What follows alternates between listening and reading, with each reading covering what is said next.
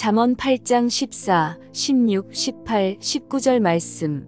내게는 계략과 참 지식이 있으며 나는 명철이라 내게 능력이 있으므로 나로 말미암아 재상과 존귀한 자 곧 모든 의로운 재판관들이 다스리느니라.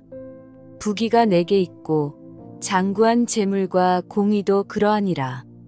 내 열매는 금이나 정금보다 나으며 내 소득은 순금보다 나으니라. 오늘 아침 묵상의 주제는 성공의 부산물로서의 참된 지혜입니다. 잠언 8장 14절은 올바른 계획과 이를 실행할 전략적 자원, 그리고 실행에 옮길 대담성을 모두 지혜의 속성으로 설명합니다. 이는 성공이 단순히 운에 의해 결정되는 것이 아니라 지혜로 인해 이루어짐을 말해줍니다.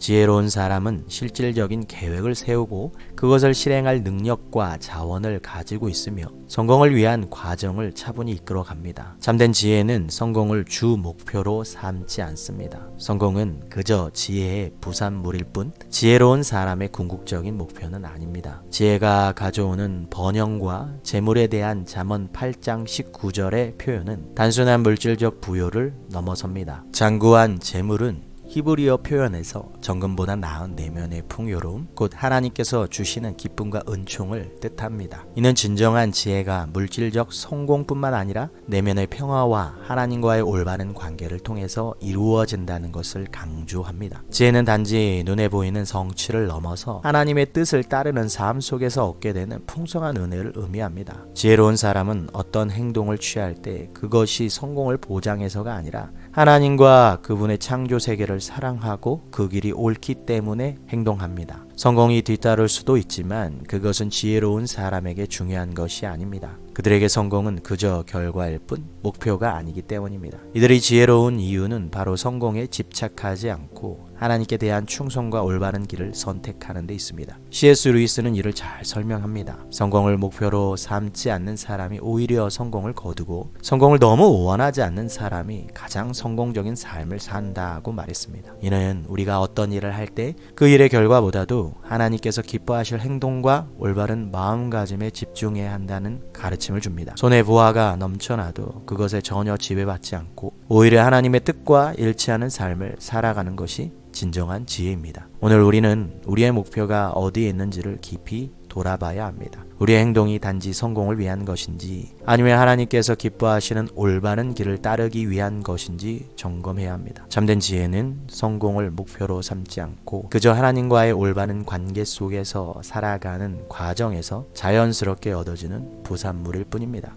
오늘 하루도 우리의 마음을 하나님께로 향하고 그분께서 기뻐하실 지혜로운 결정을 내리는 삶을 살아가기를 간절한 마음으로 소망합니다.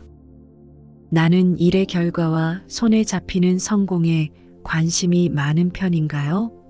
적은 편인가요? 주님, 제가 사는 지역과 사회와 나라를 위해 기도합니다.